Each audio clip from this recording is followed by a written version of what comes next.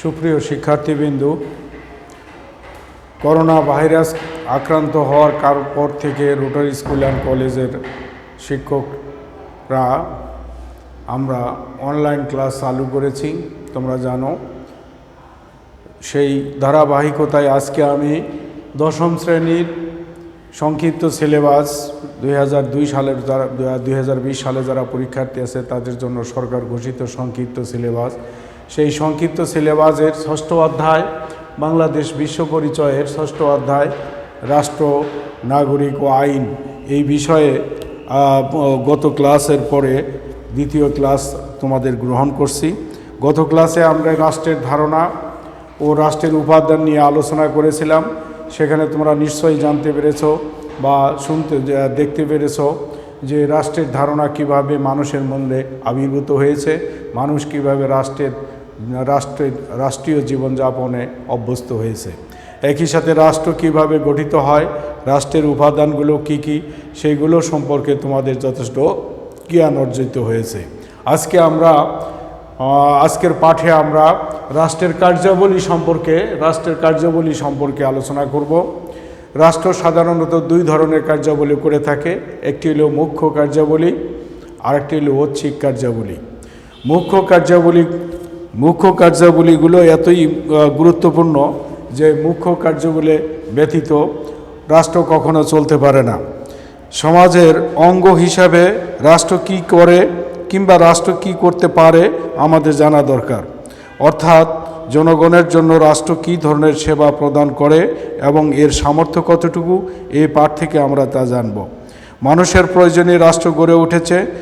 মানব জীবনের সামগ্রিক কল্যাণ সাধনই রাষ্ট্রের কাজ। বিশ্লেষকদের মতে রাষ্ট্র প্রধানত দুই ধরনের কাজ করে থাকে, একটি হলো যথা নিয়ন্ত্রণমূলক কাজ এবং অন্যটি হলো কল্যাণমূলক কাজ। এখানে নিয়ন্ত্রণমূলক কাজই হলো মুখ্য কাজ বা প্রধান কাজ এবং কল্যাণমূলক কাজ হলো ঐচ্ছিক কাজ। দুই ধরনের ভূমিকার ভিত্তিতে আধুনিক রাষ্ট্রের কার্যাবলী দুই শ্রেণীতে ভাগ করা যায়, যেমন অপরিহার্য কাজ বা মুখ্য কার্যাবলী এবং কল্যাণমূলক বা ঐচ্ছিক কার্যাবলী।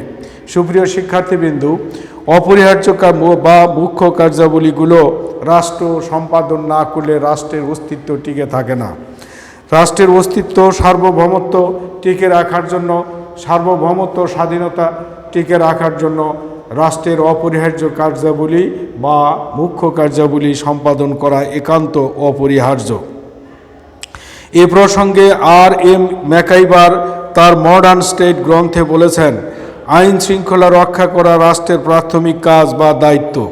নাগরিকদের জীবন ও সম্পত্তির নিরাপত্তা এবং ব্যক্তি স্বাধীনতা রক্ষার নিশ্চয়তা থেকে রাষ্ট্র নামক সংগঠনের সৃষ্টি হয়।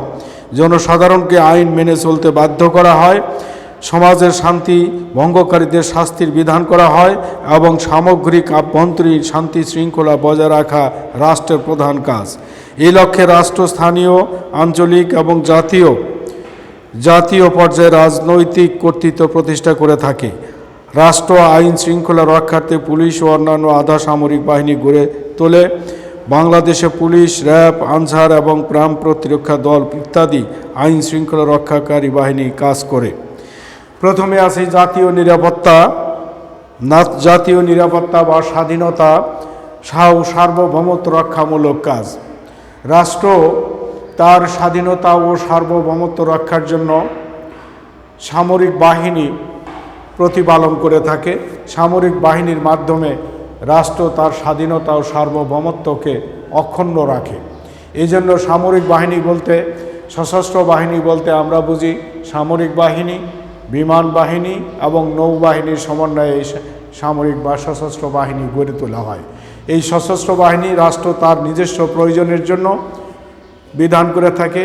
জনগণের সার্বিক কল্যাণের জন্য, জনগণের স্বাধীন সার্বভৌমত্ব রক্ষার জন্যই এই নিরাপত্তাজনিত জননিরাপত্তামূলক কার্যটি সংগঠন করে থাকে। দেশের ভৌগোলিক অখণ্ডতা এবং বৈদেশিক আক্রমণ থেকে দেশ রক্ষার জন্য প্রতিরক্ষা বাহিনী গঠন ও পরিচালনা রাষ্ট্রের অপরিহার্য দায়িত্ব। আধুনিককালে প্রতিটি স্বাধীন রাষ্ট্রই শক্তিশালী প্রতিরক্ষা বাহিনী গড়ে তুলেছে। প্রতিরক্ষা বাহিনীর সামর্থ্য ও আধুনিকায়নে একটি রাষ্ট্রকে আন্তর্জাতিক অঙ্গনে বিশেষ সুবিধা প্রদান করা হয়। যেমন আমেরিকা যুক্তরাষ্ট্র বা রাশিয়ার বিশ্বব্যাপী নেতৃত্ব প্রদানে তাদের দেশ রক্ষা বাহিনীর বিশেষ ভূমিকা রয়েছে। স্থল, নৌ ও বিমান বাহিনীর সমন্বয়ে প্রতিরক্ষা ব্যবস্থা গড়ে তুলেছে এবং এই প্রতিরক্ষা বাহিনীগুলো জাতীয় নিরাপত্তা নিশ্চিতমূলক ব্যবস্থা। আন্তর্জাতিক অঙ্গনে রাষ্ট্রকে পরিচিত করা, রাষ্ট্রীয় ভূখণ্ডে অবস্থিত সম্পদের উপর দাবি প্রতিষ্ঠা করা, অন্যান্য রাষ্ট্রের সাথে কূটনৈতিক সম্পর্ক স্থাপন করা, বিভিন্ন চুক্তি সম্পাদন করা, আঞ্চলিক কোর্ট গঠন করা, বহির্বিশ্বে অর্থনৈতিক বাজার সৃষ্টি ও সম্প্রসারণ করা, বিদেশে অবস্থানরত দেশের নাগরিকদের নিরাপত্তা ও সেবা প্রদান করা ইত্যাদি হচ্ছে রাষ্ট্রের পররাষ্ট্র বিষয়কমূলক কাজ। আইন প্রণয়নমূলক কাজ। এরপরে রাষ্ট্রের দ্বিতীয় অপরিহার্য কার্যাবলী হল আইন প্রণয়ন করা। দেশের জনগণের আচরণ নিয়ন্ত্রণ করার জন্য, সুশৃঙ্খলভাবে সুন্দরভাবে জীবনযাপন করার জন্য তাদের যুগোপযোগী আইনের প্রয়োজন পড়ে এবং আইনের শাসন ও ন্যায় বিচার প্রতিষ্ঠা করা রাষ্ট্রের মৌলিক কাজ। এই কাজগুলোর মধ্যে এই কাজটি রাষ্ট্র সম্পাদন করে থাকে। রাষ্ট্রীয় আইনসভা বা পার্লামেন্টের মাধ্যমে আইন প্রণীত হয়ে থাকে। আধুনিক গণতান্ত্রিক রাষ্ট্রগুলোতে, সমগ্র বিশ্বের গণতান্ত্রিক রাষ্ট্রগুলোতে জনগণের প্রাপ্ত বয়স্ক ভোটাধিকারের ভিত্তিতে সংখ্যাগরিষ্ঠ দল ক্ষমতা গ্রহণ করে এবং সংখ্যালঘিষ্ঠরা বিরোধী দলের ভূমিকা পালন করে থাকে। পার্লামেন্ট সদস্য জনগণের ভোটে নির্বাচিত হয়ে দেশের আইন প্রণয়নে কাজ করে থাকে। দেশের প্রধান বিচারপতির নেতৃত্বে judicial council, supreme court, high court, জজ কোর্ট প্রভৃতি বিচারালয়ের মাধ্যমে দেশের সুষ্ঠু বিচার ব্যবস্থা গড়ে তোলা রাষ্ট্রের আবশ্যিক কাজের মধ্যে পড়ে। রাষ্ট্রের দৈনন্দিন কার্যাবলী সম্পাদন, নিয়ন্ত্রণ ও সুষ্ঠুভাবে পরিচালনার জন্য প্রত্যেক রাষ্ট্রে প্রশাসনিক কাঠামো গড়ে ওঠে। প্রশাসনিক কাঠামোর কর্মকর্তা কর্মচারী নিয়োগ, তাদের বন্টন, নির্দেশ, কাজ তদারক এবং পরিচালনা রাষ্ট্রের বাধ্যতামূলক কাজের অংশ। এরপরে আসি অর্থ ও সম্পদের সুষ্ঠু ব্যবস্থাপনা ও বন্টনমূলক কাজ। এই কাজটি হলো রাষ্ট্রের সম্পদগুলো সংরক্ষণ করা, দেখভাল করা, রাষ্ট্রের সম্পদকে সুষম বন্টনের মাধ্যমে সমস্ত জনগণের কল্যাণে ব্যয় করা এবং রাষ্ট্রের নির্বাহী বিভাগগুলোকে বেতনাদি দিয়ে তাদের পরিচালনা করা, সুষ্ঠু ব্যবস্থাপনা করাই হলো অর্থনৈতিক কাজ। অর্থনৈতিক কাজের ভিতরে এই কাজটিও পার্লামেন্টের আইন প্রণয়নের মাধ্যমে, পার্লামেন্টে বাজেট উত্থাপনের মাধ্যমে পাশ করা হয়। বাজেট উত্থাপনের মধ্যে একটি অর্থ বছরের অর্থ বাজেট বরাদ্দ করা হয় এবং সেখান থেকে সেই অর্থ বরাদ্দের মাধ্যমেই সারা বছর এই অর্থনৈতিক কাজগুলো পরিচালনা করে থাকে। রাষ্ট্র প্রজাতন্ত্রের সুবিধার্থের জন্য যে কর্মকর্তাদের নিয়োগ করে থাকে তাদের বেতন ভাতা গ্রহণ করার এবং সরকার আয় কোত্থেকে করবে, জনগণের কল্যাণ, কর, জনগণের কল্যাণ, জাতীয় সম্পদ, প্রাকৃতিক সম্পদ ইত্যাদি আহরণ করে ইত্যাদির মালিকানা ও উপর কর নির্ধারণ করে এবং তার থেকে প্রাপ্ত অর্থ দিয়ে নির্বাহী বিভাগের সকল কর্মকর্তা কর্মচারীদের বেতনাদিও পরিচালনা করে থাকে। এটি হলো রাষ্ট্রের মুখ্য কার্যাবলীর অন্যতম অংশ। সুপ্রিয় শিক্ষার্থীবৃন্দু, এরপরে আমরা দ্বিতীয় নম্বরে আসতে পারি ঐচ্ছিক কার্যাবলী। ঐচ্ছিক কার্যাবলী বলতে আমরা বুঝাই জনকল্যাণমূলক কাজ। এই জনকল্যাণমূলক কাজগুলো হলো বর্তমান প্রত্যেক রাষ্ট্রই জনকল্যাণমূলক রাষ্ট্র এবং জনকল্যাণমূলক রাষ্ট্র হিসাবে রাজনৈতিক তত্ত্ববিদেরা বা রাজনৈতিক নেতৃবৃন্দু এই সমস্ত জনকল্যাণ, তাদের শাসন ব্যবস্থাকে স্থায়ী করার জন্য জনগণের কল্যাণমূলক কাজ করে থাকে। জনগণের কল্যাণ যত বেশি করতে পায় ততই জনগণের আস্থা অর্জন করতে পারে। এই আস্থা অর্জন করার জন্য যুগোপযোগী কর্মসূচি তারা গ্রহণ করে এবং রাজনৈতিক দলের এই যে ম্যানিফেস্টো, এই ম্যানিফেস্টোগুলো তারা প্রচার করে নির্বাচনের পূর্বে তাদের দেওয়া প্রতিশ্রুতি এবং সেই প্রতিশ্রুতি রক্ষার জন্য তারা যে কল্যাণমূলক কাজগুলো করে থাকে, সেই কল্যাণমূলক কাজগুলোই পরবর্তী পর্যায়ে রাষ্ট্রের উন্নয়নমূলক কাজে অভিহিত হয়। রাষ্ট্রের কল্যাণমূলক কাজগুলোর যদি আমরা ধারাবাহিকভাবে কিছু তুলে ধরতে পারি তাহলে সবচেয়ে ভালো হয়। দেখা যায় যে রাষ্ট্রের জনগণকে শিক্ষিত করে তোলা রাষ্ট্রের অন্যান্য কল্যাণমূলক কাজের একটি গুরুত্বপূর্ণ অংশ। যে রাষ্ট্রের নাগরিক যত শিক্ষিত, সেই রাষ্ট্র তত উন্নত, তত সভ্য। ঠিক তেমনি যা রাজনৈতিক দলগুলো যখন ক্ষমতায় আসে তখন প্রতিশ্রুতি দিয়ে থাকে যে তারা ক্ষমতায় আসলে তাদের জনগণের সুশিক্ষার ব্যবস্থা করবে, আধুনিক শিক্ষায় শিক্ষিত করবে এবং শিক্ষার হার বাড়িয়ে দিবে। এইভাবে তারা উদ্বুদ্ধ করে জনগণকে শিক্ষার হার বাড়ায় এবং শিক্ষিত নাগরিক দেশের সুসন্তান রূপে বা এক গড়ে ওঠে। ফলে দেশের উন্নয়নমূলক কাজে তারা অংশগ্রহণ করে থাকে। এরপরে জনগণের স্বাস্থ্য সুরক্ষার জন্য বিদ্যমান বৈষম্য বা কুপ্রথা দূরীকরণে গুরুত্বপূর্ণ ভূমিকা পালন করে থাকে। রাষ্ট্রের জনগণের স্বাস্থ্য রক্ষার জন্য জনকল্যাণমূলক কাজের অন্যতম অংশ হল স্বাস্থ্য ব্যবস্থা সুব্যবস্থা করা, এবং যার জন্য সরকার বা সেই রাজনৈতিক দলটি রাষ্ট্রের বিভিন্ন স্থানে হাসপাতাল নির্মাণ করে এবং বিনা পয়সায় তাদের চিকিৎসার ব্যবস্থা করে, ওষুধ খাদ্য সরবরাহ করে থাকে। অন্যভাবে বলা যায় রাষ্ট্রের উন্নয়নের জন্য তারা রাস্তাঘাট, সড়ক পথ, রেলপথ, নৌপথ ইত্যাদি স্থাপন করে, রেলপথ ইত্যাদি তারা স্থাপন করে উন্নয়ন বা যোগাযোগ ব্যবস্থাকে ত্বরান্বিত করে। যোগাযোগ ব্যবস্থা যত উন্নত হয় দেশের উন্নয়ন তত ত্বরান্বিত হয়। সুতরাং যোগাযোগ ব্যবস্থা তারা সম্পাদন করে থাকে। নৌপথ প্রশস্ত করার জন্য তারা খাল খননের ব্যবস্থা করে এবং নদী ভরাট হলে সেগুলোকে খননের মাধ্যমে বা নৌ চলাচলের উপযোগী করে গড়ে তোলে। এগুলো সবই হলো কল্যাণমূলক কাজ। নিরক্ষরতা দূরী করা এবং এছাড়া অন্যান্য যে কাজগুলো জনকল্যাণমূলক কাজগুলো করে থাকে সেগুলোর মধ্যে উল্লেখযোগ্য হলো শিশু সনদ, মাতৃমঙ্গল কেন্দ্র, পরিবার পরিকল্পনা কেন্দ্র, দেশব্যাপী অস্থায়ী হেলথ ক্যাম্পেইন প্রতিষ্ঠা প্রভৃতি করে থাকে। জনস্বাস্থ্য রক্ষায় বিশুদ্ধ পানীয় জলের সুব্যবস্থা, পয় নিষ্কাশন ব্যবস্থা, রোগ প্রতিরোধ ও প্রতিষেধক টিকা প্রদান প্রভৃতি সেবা রাষ্ট্র প্রদান করে থাকে। এই সবই হলো ঐচ্ছিক কাজ বা কল্যাণমূলক কাজ, জনকল্যাণমূলক কাজ। এছাড়া যৌতুক ও ধর্ম গোত্র দূরীকরণে, বাল্যবিবাহ রোধ এবং জেন্ডার সমতা প্রতিষ্ঠায় রাষ্ট্র গুরুত্বপূর্ণ ভূমিকা পালন করে থাকে। জনগণের নিত্য প্রয়োজনীয় পণ্য সামগ্রী, খাদ্যপণ্য, ভোজ্যপণ্য যেমন চাল, ডাল, আটা, ময়দা, চিনি, তেল ইত্যাদি সরবরাহ প্রক্রিয়া সচল রাখে।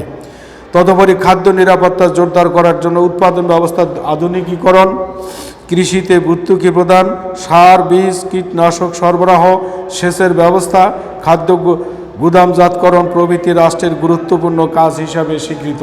এই সব কাজগুলি হলো জনকল্যাণমূলক কাজ। জনসংখ্যা বৃদ্ধির কারণে খাদ্যের চাহিদা অনেক বেড়ে গেছে, তাই রাষ্ট্রকে খাদ্য নিরাপত্তার পূর্বের তুলনায় অধিক মনোযোগ দিতে হচ্ছে।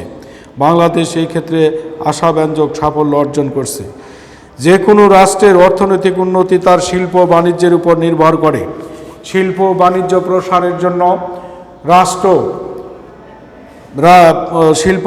প্রসারের জন্য রাষ্ট্র বিভিন্ন ধরনের কার্য সম্পাদন করে থাকে। এই জন্য তারা শিল্পনগরী গড়ে তোলে, সেখানে বিদ্যুৎ সরবরাহ করে, গ্যাস সরবরাহ করে, পৃথিবীর বিভিন্ন দেশে সে কোন শিল্প কারখানার দ্রব্যাদি চাহিদা আছে সেগুলো তাদের সামনে তুলে ধরে এবং সেই শিল্প কারখানা গড়ে তোলার জন্য তাদেরকে উদ্বুদ্ধ করে। বৃহৎ শিল্প প্রতিষ্ঠান শিল্পপতি ব্যবসায় উৎসাহ উদ্দীপনা দিয়ে থাকে। শিল্প জোন প্রতিষ্ঠাতা ইপিজেড ইত্যাদি নির্মাণ করে থাকে সরকার। উৎপাদিত পণ্যের বাজার সৃষ্টি, রপ্তানির জন্য গুরুত্বপূর্ণ ভূমিকা পালন করে থাকে। এই সবগুলোই হলো ঐচ্ছিক কাজ। দেশের অবকাঠামোগত উন্নয়ন যথা রাস্তাঘাট, সেতু ইতিমধ্যে আমি বলেছি, এগুলো করে থাকে। দেশের জনগণের কল্যাণের জন্য করে থাকে। অনুরূপভাবে দেশের জনগণের মধ্যে ঐক্য সম্প্রীতি বজায় রাখার জন্য রাষ্ট্রীয় ঐতিহ্য তুলে ধরা রাষ্ট্রের কাজ। জাতীয়তাবোধ সৃষ্টি, দেশীয় শিল্প, গান বাজনা, আঞ্চলিক বৈচিত্র্য রক্ষা, লোকশিল্পের সংরক্ষণ, জাদুঘর প্রতিষ্ঠা, সাংস্কৃতিক অনুষ্ঠান আয়োজন এবং সাংস্কৃতিক বিনিময় রাষ্ট্রের গুরুত্বপূর্ণ ঐচ্ছিক কাজ। জনগণের চিত্ত বিনোদনের জন্য প্রয়োজনীয় মঞ্চ, খেলার মাঠ, পার্ক, উদ্যান ইত্যাদি সৃষ্টি করা। রাষ্ট্রের অতি গুরুত্বপূর্ণ ঐচ্ছিক কাজ হল জনগণের স্বাধীনতা এবং অধিকার রক্ষা করা। রাষ্ট্র জনগণের মত প্রকাশের স্বাধীনতা, চলাচলের স্বাধীনতা, রাজনীতিতে অংশগ্রহণ নিশ্চিত করার জন্য সহায়ক ভূমিকা পালন করে। এই লক্ষ্যে নির্দিষ্ট সময় অন্তর রাষ্ট্র অবাধ ও সুষ্ঠু নিরপেক্ষ নির্বাচন আয়োজন করে। এছাড়া জনগণের রাজনৈতিক কর্মকাণ্ড পরিচালনার পরিবেশ সৃষ্টি করে থাকে। সংগঠন ও রাজনৈতিক দল গঠনের স্বাধীনতা, জনগণের বিপরীতমুখী স্বার্থের মধ্যে সমন্বয় সাধন করা, সংখ্যালঘুদের স্বার্থ সংরক্ষণ করা, সমাজের দুর্নীতি প্রতিরোধ করা, ক্ষুদ্র নৃগোষ্ঠীর অধিকার সংরক্ষণ করাগুলোও হলো ঐচ্ছিক কাজ বা জনকল্যাণমূলক কাজ। সামাজিক নিরাপত্তা নিশ্চিত করার জন্য আধুনিক রাষ্ট্রসমূহ বিভিন্ন ধরনের উদ্যোগ গ্রহণ করে। রাষ্ট্রে বসবাসরত দরিদ্র, বিধবা, অনাথ, প্রতিবন্ধীদের অর্থনৈতিক নানা সুবিধা প্রদান করা হয়। বেকারদের জন্য ভাতা, বয়স্কদের জন্য ভাতা, পেনশন ইত্যাদি প্রথা চালু করা হয়, যা সবই হলো রাষ্ট্রের ঐচ্ছিক বা জনকল্যাণমূলক কাজের অংশ। সুপ্রিয় শিক্ষার্থীবৃন্দু, তাহলে আজকের আলোচনা থেকে আমরা স্পষ্টই বলতে পারি যে রাষ্ট্র যা কিছু করে তা সবই জনগণের কল্যাণের জন্য। তাহলেও রাষ্ট্রের যে কাজগুলো, সেই কাজগুলো দুই ধরনের কাজই আমরা দেখতে পাই। এক হলো মুখ্য বা অপরিহার্য কাজ, যে কাজগুলো রাষ্ট্রকে অবশ্যই করতে হয়। এই কাজগুলোর মধ্যে উল্লেখযোগ্য হলো স্বাধীনতা ও সার্বভৌমত্ব রক্ষা করা, আইন প্রণয়ন করা, সরকার ব্যবস্থা পরিচালনা করা, নির্বাহ বিভাগ গঠন করা এবং প্রজাতন্ত্রের কর্মকর্তা কর্মচারীদের নিয়োগ করা, তাদের কাজ বন্টন করা ইত্যাদি। অন্যভাবে ঐচ্ছিক কাজগুলোর মধ্যে উল্লেখযোগ্য কাজগুলো হলো জনগণের কাছে দেয় প্রতিশ্রুতি, রাজনৈতিক সরকারের দেয় প্রতিশ্রুতিগুলো সুষ্ঠুভাবে পালন করা। সেই প্রতিশ্রুতিগুলোর মধ্যে হইল শিক্ষার হার বৃদ্ধি করা, বেকারত্ব দূর করা, সড়ক ও যোগাযোগ ব্যবস্থার উন্নয়ন করা, জনস্বাস্থ্য রক্ষা করা, কৃষি বিপ্লব ঘটানো, কৃষিতে আধুনিকায়ন করা, বাজার নিত্য প্রয়োজনীয় খাদ্যদ্রব্য নিয়ন্ত্রণ করা, খাদ্যদ্রব্যের বাজার নিয়ন্ত্রণ করা এবং বাল্যবিবাহ বিধবা ইত্যাদি ভাতা প্রদান করা, বয়স্কদের ভাতা প্রদান করা এবং বেকারদের ভাতা প্রদান করা, এই সবই হলো কল্যাণমূলক কাজ। এই কাজগুলো রাজনৈতিক সরকার, যে দলগুলো সরকার গঠন করে, তাদের জনপ্রিয়তাকে ধরে রাখার জন্য তারা বেশি বেশি করে থাকে, যা জনগণের কল্যাণের জন্য তারা করে এবং জনগণ যাতে তাদের প্রতি আস্থা রাখে, এই জন্য তারা করে থাকে। এই কাজগুলো ঐচ্ছিক কাজ বা জনকল্যাণমূলক কাজ হিসেবে পরিগণিত হয়। তাহলে সুপ্রিয় শিক্ষার্থীবৃন্দু, আজকে আমরা রাষ্ট্রের কার্যাবলী সম্পর্কে যা জানলাম, তারা পাঠ্য পুস্তকের সহযোগিতা নিয়ে পরীক্ষার যেই ধরনের প্রশ্নই আসুক না কেন, তার উত্তর আমরা খুঁজে পাবো আজকের এই আলোচনা থেকে। তাহলে আজকে এখানেই শেষ করছি। খোদা হাফেজ।